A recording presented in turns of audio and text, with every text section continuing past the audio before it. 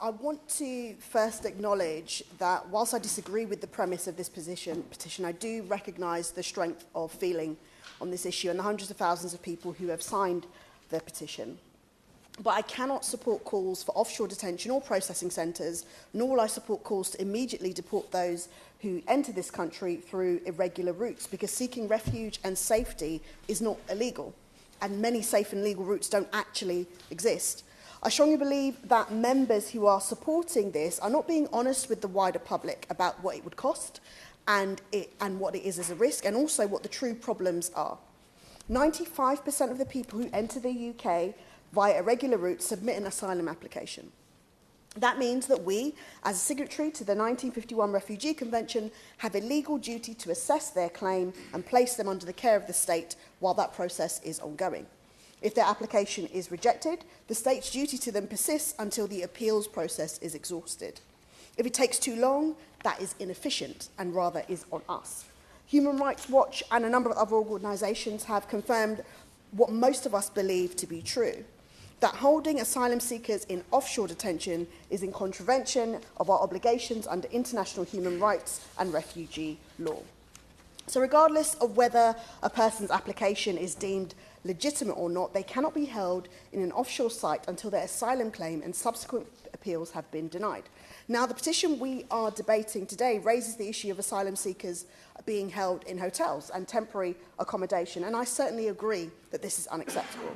I've seen it for myself, the diabolical conditions of these accommodations, and the Home Office is paying millions each day to house asylum seekers.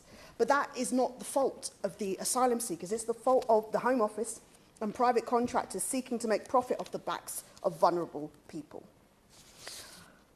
Now, I don't dismiss the views of those supporting the petition again, but the public debate does not provide accurate information. It regularly conflates numbers of legal and so-called illegal migrants.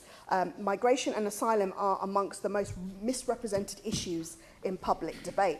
The UK receives far fewer asylum claims per capita than countries like Germany, France and Cyprus. And asylum seekers are also barred from working in most cases. So claims that they are taking jobs or living off benefits, instead of actually recognising the fact that they are desperate for the right to contribute and are rather trapped in the system. And the language of swarms and invasions are just inflammatory, racist and dehumanising, and they continue to cause problems throughout the discourse and debate. Now, I think that whilst we're talking about the issue of what things are costing, and again, that is a huge, huge concern, we have to realise that offshore detention could never be a cheaper alternative.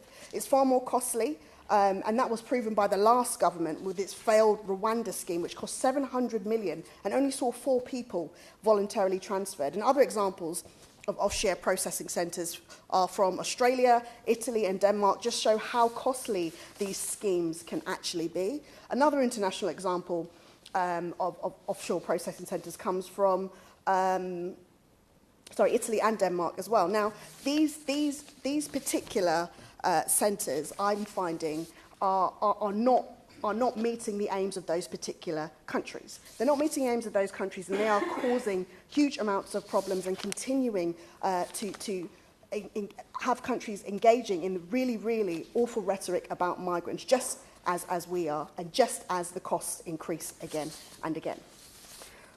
What I want to see, Chair, is a situation where we talk about asylum seekers with some humanity.